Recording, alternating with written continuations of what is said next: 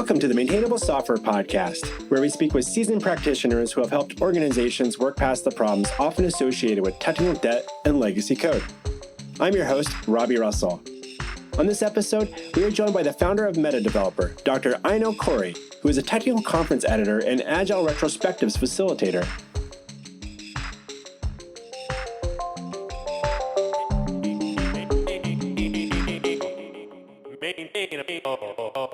Dr. Aino Corry, welcome to Maintainable. Thank you very much, and thank you for inviting me. So given your experience in our industry, what do you believe are a few common traits that a software application's code base is being well maintained? Well, I think it's very important for maintainability that people are actually able to understand what the code base means, what it does, and why it does so. So some people say that, well, you could just read the code and that's sufficient. But I think it's pretty important that code is actually written with some sort of standard within an organization so that people are able to read it quickly, to just glance over it and understand it. So I think the readability is essential for the maintainability, not just for other people, but also, well, just for yourself after 3 months where you've forgotten about it. What's your take on the metaphor technical debt? Yeah, well, I talked to several companies about technical debt. And some people love the term and some people hate the term. And for the ones who love the term, I think it's important to think about technical debt as something other people have done before us, how that's holding us down. And then there are some people who say, well, actually technical debt is what we're doing every day.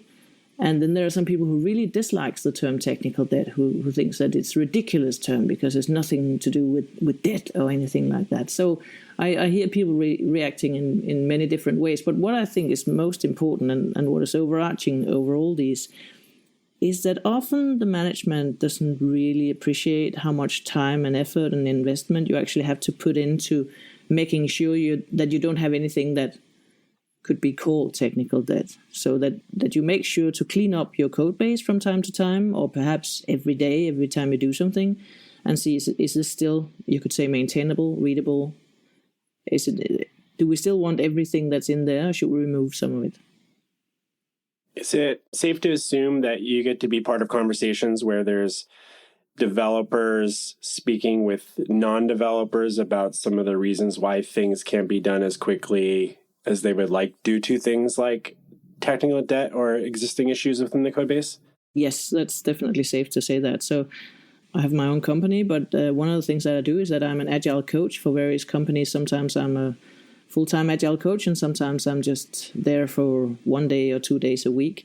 But one of the things that I definitely do is that I help with communication. And that's communication on all levels. It's between developers and leaders, and between leaders, between developers, but also between developers and customers or clients, where the people who are stakeholders, who are the ones who pay money or pay time or something for the system, they have to understand why it's important to take care of all this handling behind the scenes. And it is really difficult for them to understand because, for instance, in Scrum or other agile settings, where you want to demo the things, how far have we gone to the users and the clients, and people are happy to do that. But these are the things that are invisible. They're hard to see. What are some mistakes or missteps you see in how developers will raise these concerns, these under the surface problems, and that tend to not really work in their favor?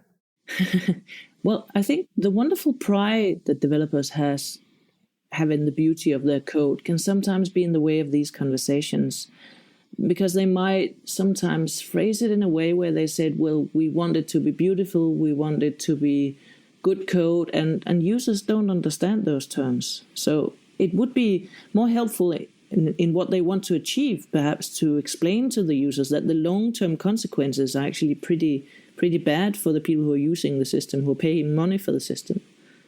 There's a lot of cost associated with those problems that they might understand. That, I think that's why technical debt is used as a metaphor, to try to find some way to bridge the topic, but the conversation between stakeholders and developers. And developers sometimes are like, I don't understand how this remotely relates to debt. And I've had a lot of different conversations, obviously, about that with a number of other people in the industry. But I think you're right that there's, I think, sometimes wondering if the conversation about like I want beautiful, clean code.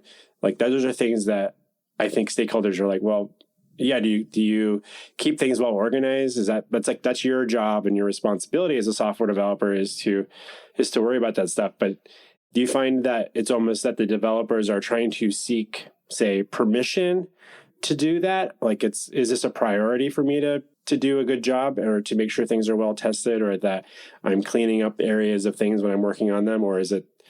That differs a lot as well, of course. There's some developers for whom it's very important that it's beautiful also on the inside, a little bit like Steve Jobs with the iPhone, right? Everything has to be beautiful, even the things people never ever see. It just makes them feel good. There are some developers like that, but there are also developers who really want to have instant gratification, where they want things to work, and then they say to themselves, more or less subconsciously, well, we'll fix that later. And it's sort of the same discussion that we had when we started doing object-oriented programming. In the beginning with object-oriented programming, we could see that, well, now we can actually model the world.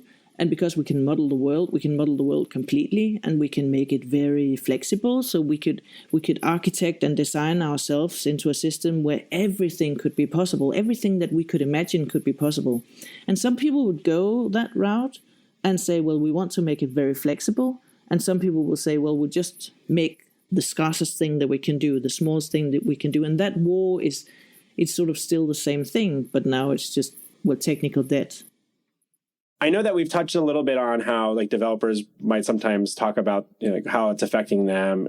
Are there some good effective ways that you've seen developers and stakeholders have conversations so that stakeholders are going, okay, let's definitely prioritize it. This seems important, and for lack of a better term, off the top of my head, like getting some buy-in so that the stakeholders are fully in support of like, let's do this, and they're not necessarily just treating it as like, well, I need to do this so that my developers are happy, but like they actually say, no, this is actually really good for me too, in my role.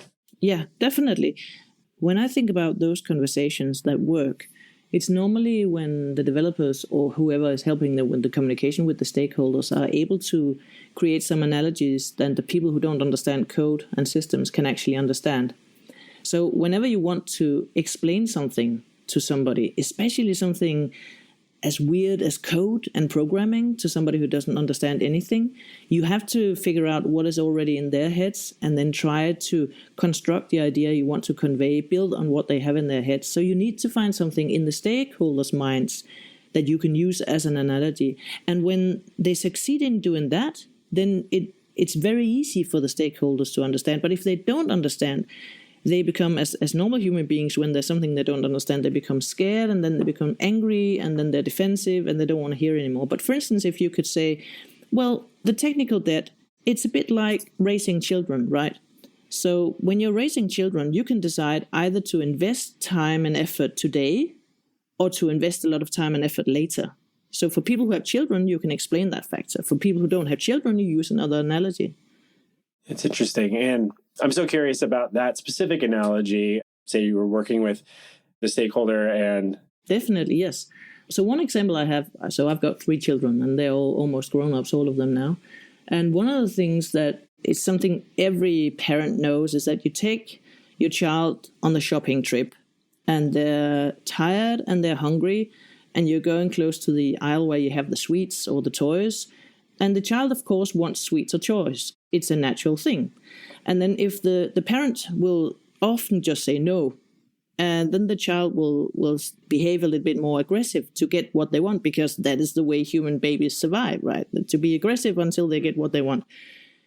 And then what you can do is that you can say, oh, I don't have the energy to say no right now. And you can say, yes, of course. And then perhaps one time you say yes after one little begging, and sometimes you'll do it after 3, and sometimes you'll do it after a tantrum. But the problem is that if you give in to that after like 3 beggings or a tantrum, the child will have learned that that's what you do. So the next time you'll hear begging 4 times and 2 tantrums, so you'll have a harder time later. But if you invest the time in telling the child, well, you can have that, but not right now, or tomorrow we'll have that, or every Saturday we'll have sweets, so that they understand calmly this is what it is. And when I say no, I mean no. You spent the energy, then you don't have to spend a lot of energy later. There's loads of examples like that. And you mentioned that you have your own business. What services does Metadeveloper offer? anything that's fun, but I can pull out the three most important ones. So the most important thing for me is that I facilitate retrospectives. I've been facilitating retrospectives for more than 10 years, and I love it. And that's definitely the favorite part of my work. Another favorite part of my work is that I teach how to teach computer science at the university. So I've been teaching computer science at the university for about 18 years, and I've also been teaching in industry. So now I'm teaching the teachers how to teach it. So the PhD students and the teaching assistants. So that's the second thing that I do. And the third thing that I do is that I invite speakers for different conferences. At the moment, I invite speakers for conferences for developers in Australia and for agile conferences in the UK. I want to dive into a couple of those different services that you offer and you're specializing in. But out of curiosity, on the conference side, is that a matter of, are you part of the process of putting up a CFP for a conference, like call for proposals, and like reviewing them, or are you more like seeking out specific talent and speakers to come to a conference and give keynotes, or like very targeted? All three. So for the conferences in Australia, I do the latter. I seek out talent. So I go to other conferences, or I watch a lot of talks online on YouTube, and I talk to a lot of people who go to conferences and get ideas.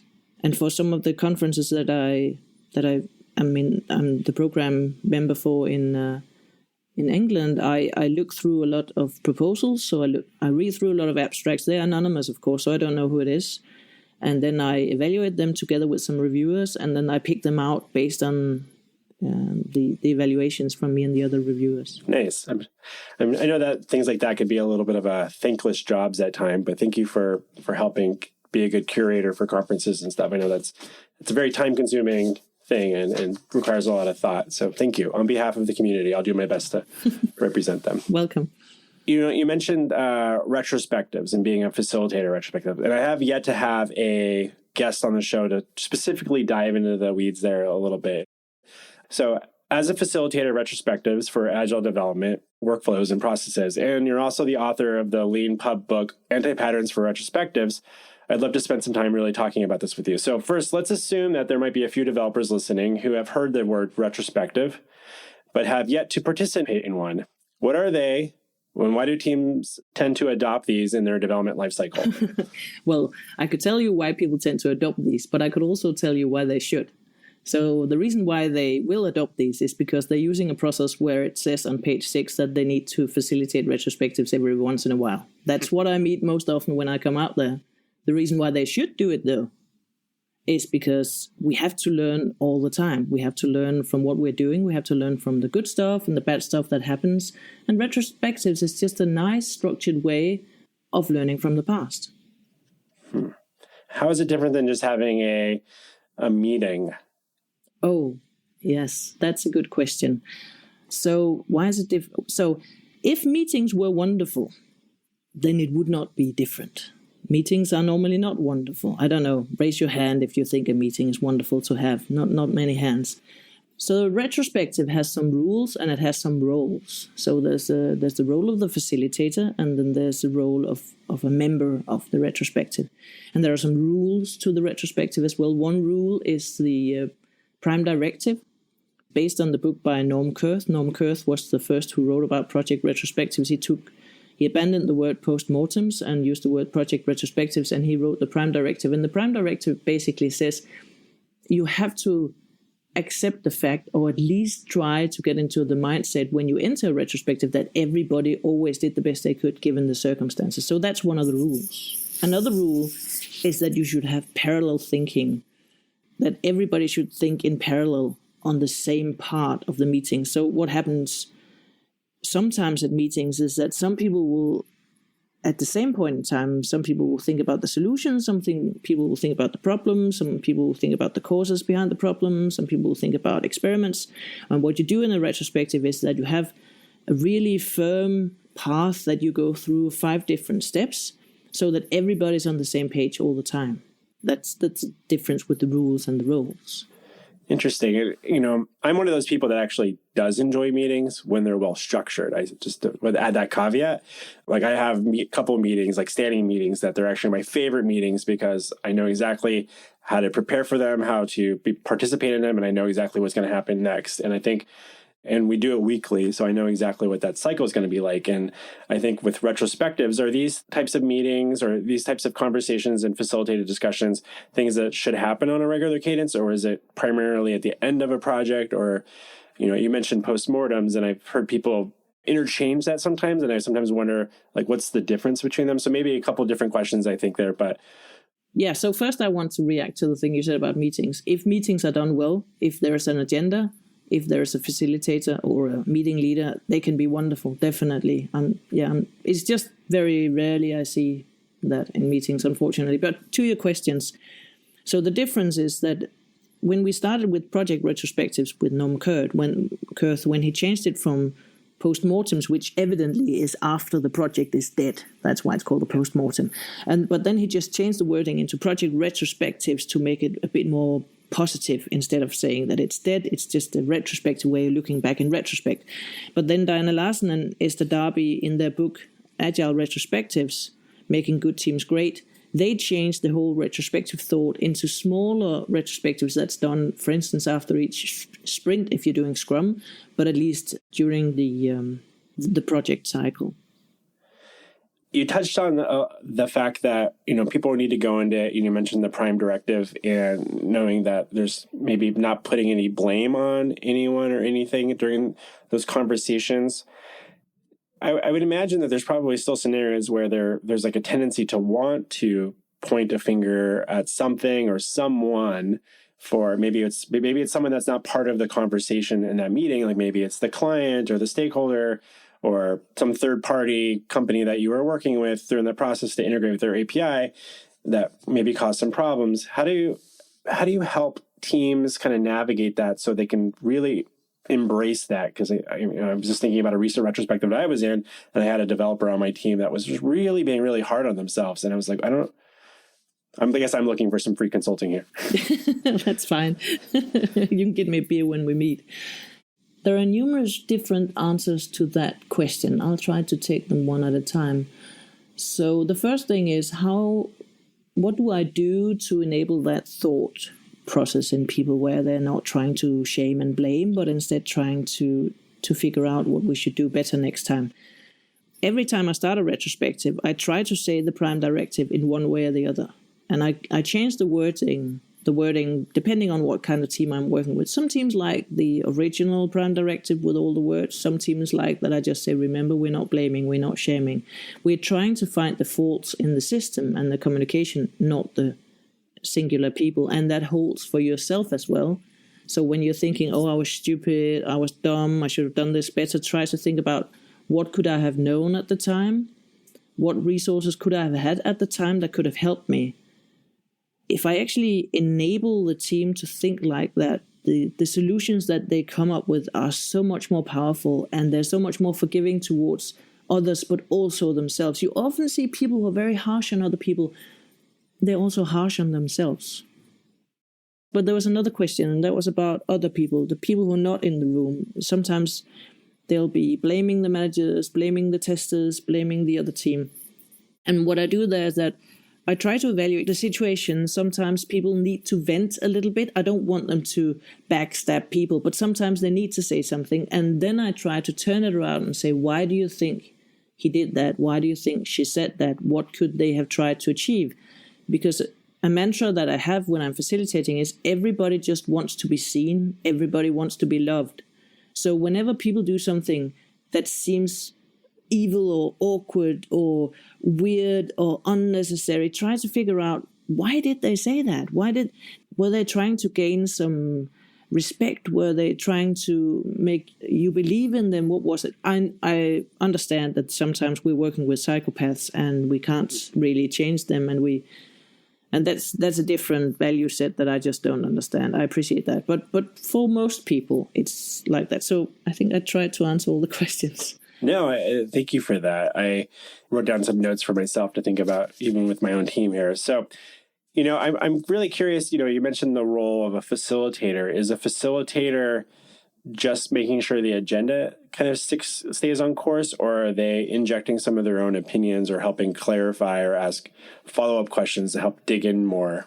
That's a very interesting question. In essence, a facilitator is just a facilitator for other people's discussions, for other people's solutions. So if you're being idealistic when you have facilitated a retrospective or any other meeting, after that people should be able to say, was Aino really here? Did she do anything? She wasn't necessary. If people think that I wasn't necessary, then I've done my job well, because then I've facilitated in a way that wasn't obstructive. Sometimes in an organization where they struggle, for instance, with an agile journey, they struggle with a new process, they struggle with a standard for their code, they struggle with a review process, they struggle with something in particular. And then sometimes they ask me, what do other people do? What kind of experiments can we do here? And then I step out of the facilitation role. I say, well, I can share with you, because I have working with a lot of different development teams, I can share with you some things that have worked for other people. For instance, there was this team I once had where there was a bottleneck, and then an experiment was that every other Wednesday he would not be at work and he would not be on Slack. And then they had to solve the problems without him. And that forced them to do that. So that's something that I can say. I can say, well, you could try this as an experiment, or I know that at eBay they do that, or at Google they do that, or, well, if you mention those companies, people normally listen, no matter whether it's true or not. I like the idea of helping bring in. I think one of the values is being like a consultant or someone that is working across a lot of different types of clients and different teams. You do get to see how things are working. You get to see like a little window at that point in time when you're working with them, and you're hoping that they can continue learning. But some of those experiments shake things up a little bit. You just have to be really careful when you're facilitating. Facilitation, as you say, the facilitator, that's a role. That's a very firm role. When I'm a consultant and helping them with an agile journey or transformation, then I can say, well, you could try this, you could try this. But when you're facilitating a retrospective, what you want to get out of it is experiments that the team themselves have come up with. Because if it's their idea, then that's what they have energy for. That's what they are interested in doing. And if I say, if I always say, well, you can do this and this and this, then they'll say, oh, that's a very good idea. We'll put that up as an experiment and we'll make sure we'll do it. And they won't do it because it's not their idea. It's not what they have the energy for. Does it make sense? Yeah, I think one of the things you mentioned was reminding the team that thinking about what should we do better, or how can we be better in the future going forward. Sometimes I've seen teams kind of approach those conversations with, how do we make sure this never happens again? How do you help teams kind of know the distinction there? Well, it's a reality check. Of course, they want to change things and it will never, ever happen again.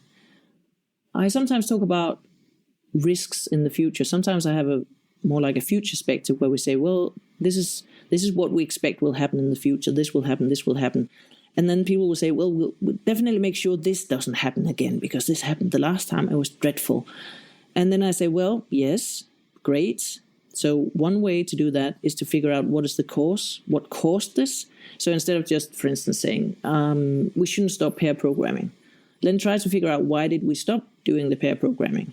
Can we find the cause behind that? Could it be that people are very introvert? Could it be that there's no trust and they don't want other people to look at their code?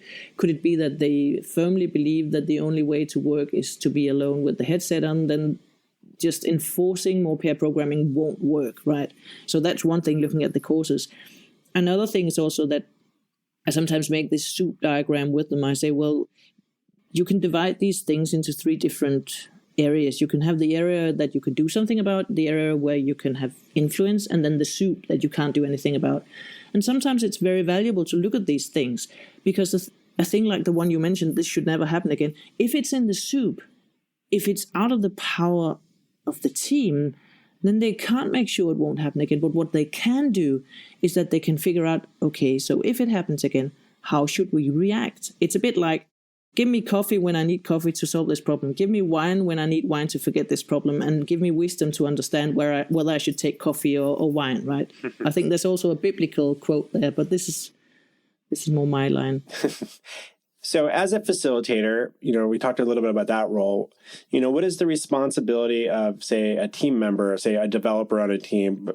Typically, should they be spending time preparing for a retrospective, or is it something that you should typically just be able to show up, and just be like, all right, I'm here, now I can participate? What do you recommend to teams? Like a real consultant, I'll say it depends. So normally when I facilitate retrospectives for a new group, I'll say don't prepare. Just show up and I'll guide you through all these steps.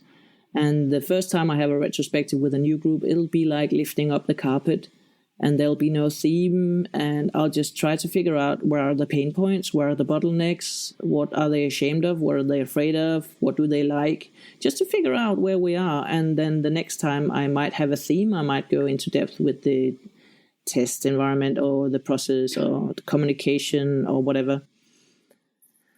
So it depends really. And then sometimes if the team wants to have a more technical retrospective where they'd like to look at, so what's the quality of our system, what's the quality of our architecture, what are the bottlenecks, what's the legacy, like what's the technical debt like, that we can have a retrospective about that as well. How did this happen?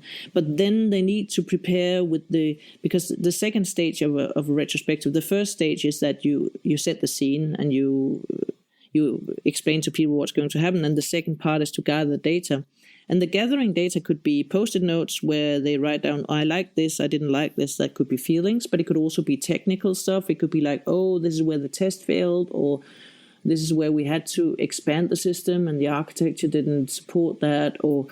And for those, they probably need to prepare, because otherwise they'll spend half an hour just going through the commit messages and stuff like that. And we always have like set aside a very specific time box for retrospectives, and we don't want to go over that. Typically, how much time are you allocating for, I'm sure this is another it depends conversation, but maybe it's not. Is there a typical time window that you think is effective before meetings it becomes too long of a conversation? Well, to me, the ideal is have a retrospective every 2 weeks for 90 minutes. But then it varies, because there are some teams where I have online retrospectives all the time, and 90 minutes can be very long. If you're doing an online where it can just feel a lot longer because you can't move around, you can't change your setting. So sometimes then I'll take an hour or maybe an hour and 10 minutes or something like that. Interesting.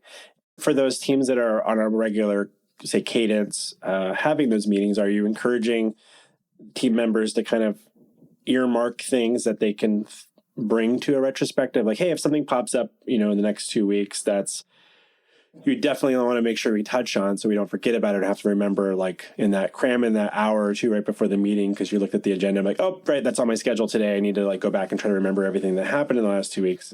Do you ask people to collect those things themselves, post-it notes on their desk or their monitor, or have a shared collection that people can throw them into, a form or something? What have you seen work well for people? Well, that also depends a lot. There are some teams where they all have a post-it note on the table, and then whenever there's something that they think about, we need to have this at the retrospective, they write it down. Then there's some people who have a real-time timeline, which means that in the room that they sit, if they're co-located, they have a timeline that starts from the last retrospective and goes to the next retrospective. And whenever something happens, good or bad, they can put up a post-it note so that everybody can see it.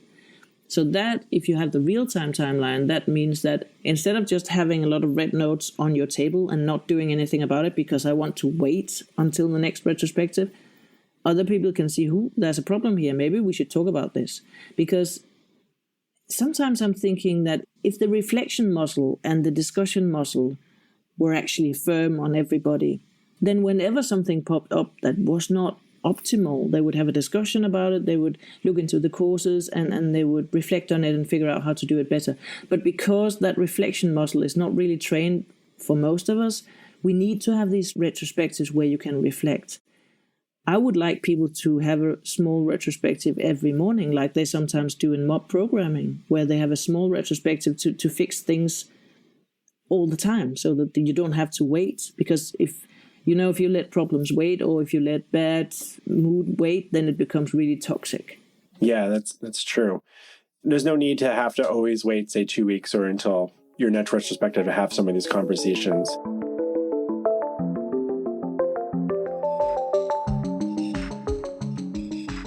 We'll be back with our interview with Aino in just a moment. Hi, it's me, Robby. I wanted to take a quick moment to thank you for making time to listen to Maintainable. If you're finding these conversations valuable, please consider sharing a link amongst your peers and a writing a review on Apple Podcasts or Stitcher. Also wanted to thank those that have spent some time sending me thoughtful emails or posting a message on Twitter and maybe suggesting this to one of your peers. It's been really, really appreciative. Also, I'm starting to consider the idea of bringing in sponsors for Maintainable. So if that is something that you think your organization might be interested in doing, get in touch with me at Robby with a Y at maintainable.fm. And now, back to our interview with Dr. Aino Corry.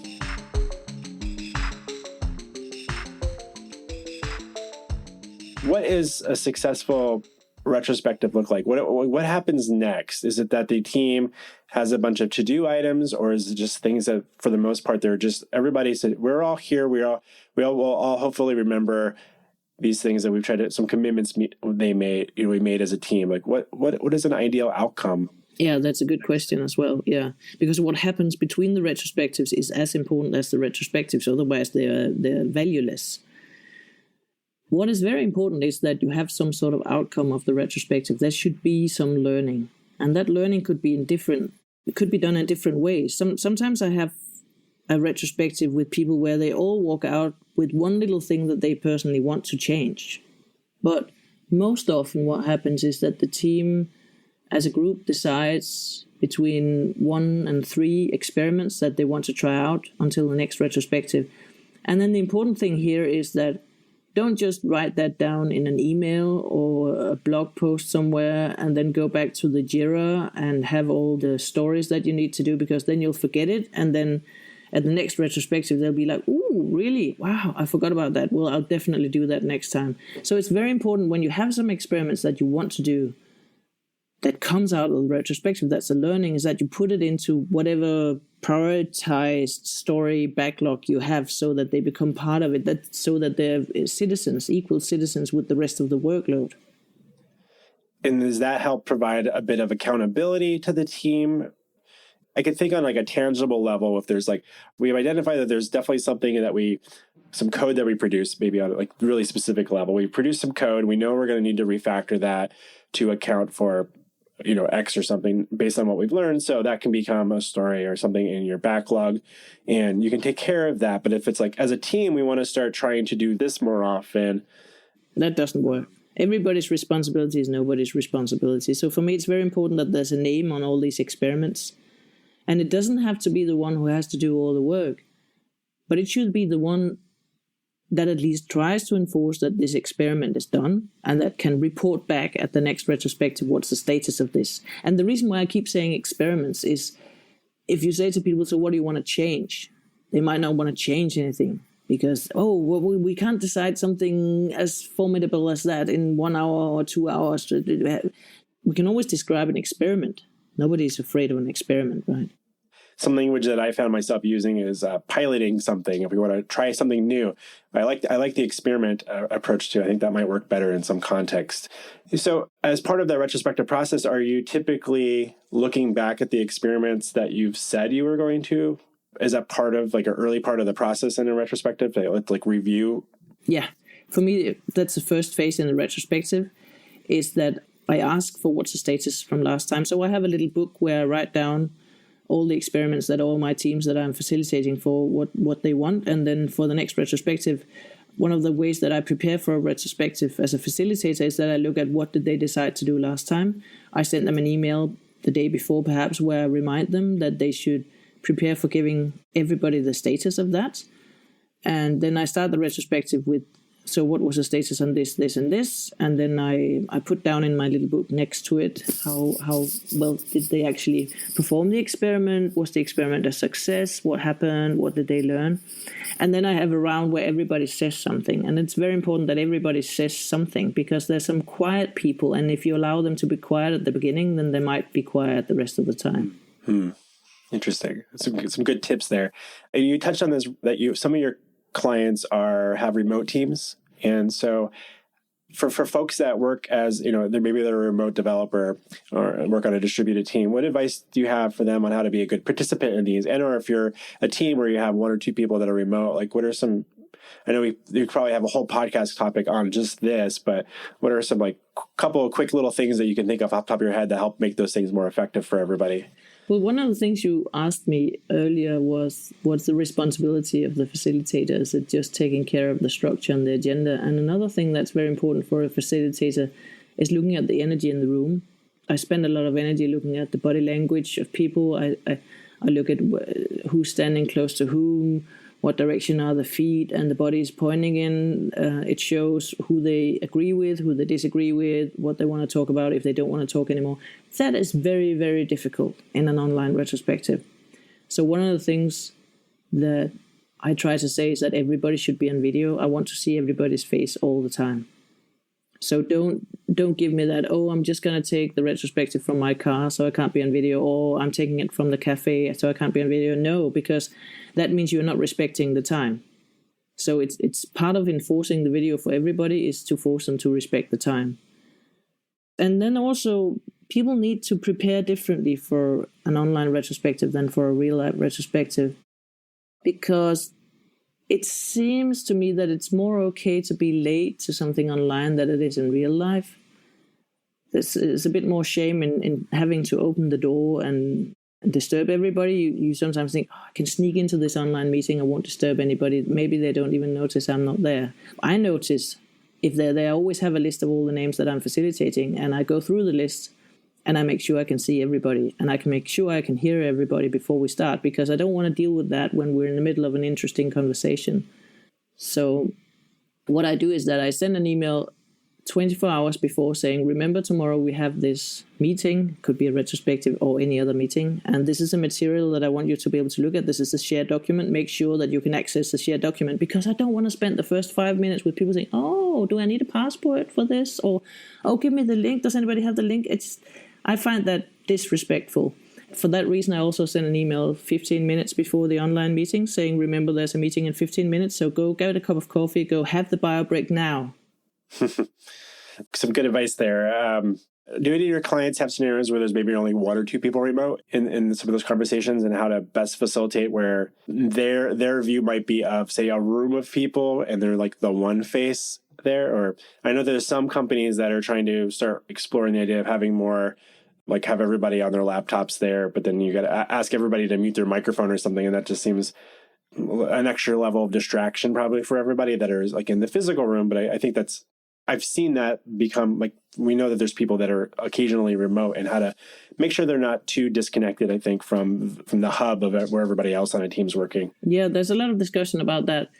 I appreciate the problems that you mentioned there as well. I think that whenever you have a discussion like that, you should go back to the basis. You should ask why. And the reason why people want to do that is because we want to make everybody equal. To me, it's very important that everybody's equal at a retrospective, which is also why if you can hire or fire, you're not welcome in the retrospective. Then you should go to like retrospective with other people who can hire and fire, right? So if you go back to the outset that everybody should be equal, how can you make everybody equal? So if you look at a retrospective where you have a group of, say, 6 people, they're working together, they're co-located, and then you have 2 people who are alone in 2 different countries. If you have a retrospective where you have 6 people in the room and 2 other people sitting on their own, are they equal? Yes or no? No. How can we achieve this equality? Because I know it's a lot of hassle that everybody has to mute and everybody has to be in their own room, but you have to look at the consequences. If 6 people are in a room together, they will definitely be communicating in one way or the other. It could be that they are actually communicating. It could be that they are pointing at each other's screens and whispering. But it's just also just a smell that you have in the room for other people. It communicates something to other people and where people are looking, in what direction they're looking. So there's a lot of communication going on if they're co-located that other people don't get. So I think you make a lot of good points there about how you want everybody to be treated equally. And so I think it's good for teams probably to go through that process and think about the tooling and how they're bringing in external people. To say external, even the fact that I just said external makes it even sound like maybe they're not part of the same team. And that's, I think people understand where I'm trying to come from there, but it's still, at least reflect on it. I don't know if there's always a better answer for it, but I think it's at least something to put some thought into. As an example, my team right now is we're software consultancy, and everybody historically has been works in the office, except for they might work from home 1 or 2 days a week. And so we're all located in the same city, and we're starting to explore the idea of bringing in our first remote employee. And we've had a lot of conversations about like, well, how do we make sure they feel like they're part of the team and make sure that they like, I think even the fact that we're saying that they're part of the team, like they are part of the team, but what will we need to do differently culturally? And even not culturally, even just like logistically, to make sure that they're not always like the afterthought, like, oh shit, don't forget about so and so. It's like, how do we bake that in when you first start making those first steps? And I sometimes wonder if it would be easier for us if we hire like 5 to 10 people at once and be like, okay, now we have this thing, we need to sort it out for everybody. So we're not just sorting it out for one person. But I think we just want to be mindful about that approach. And so I think retrospectives are a good way maybe to think about that, especially I would imagine that if you're in a team and someone's working from home one day, that it would be better for them to participate than not participate if they'd been around. So, or not delay the meeting because until the next time they can be in person, because then you're constantly like chasing like a scheduling thing or something. What do you advise teams if there's like, say, someone that was on the team that's sick that day? You just still do it and then they don't get to participate that particular time? Normally that's what I'll do, but it depends. Sometimes if it's the same person that's sick every time there's a retrospective, I see a pattern there. And then I talk to that person about what they get out of the retrospectives. The interesting thing is that sometimes I've had some teams where I've facilitated retrospectives with them for some time, and then sometimes there are 1 or 2 being very negative about it still, and they say, we don't really get anything out of the retrospectives. And I say, oh, that's interesting you're saying that. Let's look at all the experiments we decided to do in the last 6 months with all the retrospectives, because I have them in my little book. And then we look at them and we see, how many of them did you actually do? Well, we did all these. What did you get out of this? Oh, we got this and this out of it. Okay. What about the things that you didn't do? Was it because they became irrelevant? Yeah, some of it might become irrelevant with time or other things happen. But then there's also, and then there's the rest of the things that they decided to do, but they didn't do. And they are not irrelevant, so they're still relevant, but they haven't done them. And then we divide them into long-term and short-term goals, because another thing that often happens is that people create long-term goals as experiments, and you just can't do anything about that. And what happens when I take the teams through this exercise is that they see, okay, we actually did get something out of the retrospectives, and for those retrospectives where the experiments didn't work, we didn't get anything out of it, that was because we didn't spend enough time on massaging these experiments so that they were actually short enough, small enough to be done before the next retrospective. So you're looking to have them be attainable, yes, and achievable within like between now and the next time. So I think that's a good way to frame it. Like, what can we do, experiment in the next 2 weeks is probably a good way to frame that. It should be like a SMART goal. I think there are various. The one that I use is specific, measurable, attainable, relevant, and timely. But I think there are other, other words to describe it. I always have to like go back and double check what that looks like. So it's also my understanding that your book, Anti-Patterns for Retrospective, is actually going to be republished later this year. And I think that's something you just recently confirmed, right? Yes, exactly. Actually, yesterday. So I'm awesome. Really thrilled about that. Yeah, Pearson is going to publish it as a real book. It will be a real book in the fall. Excellent. Will the Lean Pub editions be hard to find in the future, and so people should jump on that sooner in the meantime, or should you start getting ready to pre-order? Well, there's a sundown for the Lean Pub book, and that will probably be, I think, April or May, where we'll start to publish it online on the Safari platform instead. And the book is cheaper in Lean Pub, so you should go ahead and buy it now. Excellent. Well, congratulations on getting that book deal there, and make sure that we promote that once that's around and available for folks. So a couple last questions for you. What non-software development related book do you find yourself most often recommending to people in our industry? Yes, Why We Sleep. Have you read that? I have not. I've heard of it, though.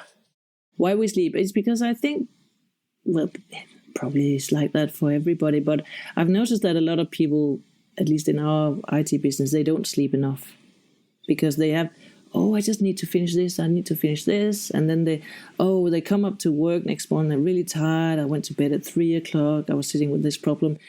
it's like they're not acknowledging how important sleep is, not just for the brain, but for the entire body. And I've definitely been doing that as well. And also as a student thinking, oh, I better plug in, I better get some more hours in instead of sleeping. And it's really, really, really stupid and unhelpful. Not only does it do bad things to your brain, but to your whole system. So why we sleep, I think, is very important. I'll definitely include a link to that in the show notes. And where can listeners best follow your thoughts and opinions on software development and agile retrospectives online? Well, I am on Twitter. I'm not very active, so you can follow me on Twitter without getting spammed. Well, it's been such a delight having you on Maintainable, Aino. Thank you so much for joining us and talking shop. Thank you. I really enjoyed it.